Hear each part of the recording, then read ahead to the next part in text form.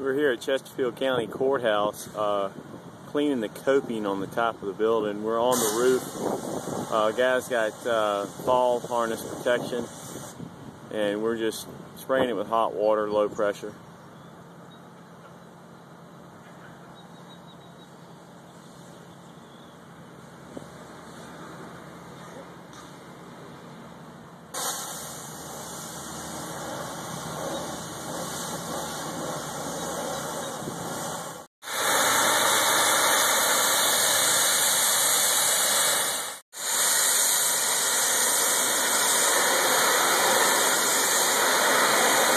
Here we're cleaning aggregate precast. Again, it's low pressure, high volume.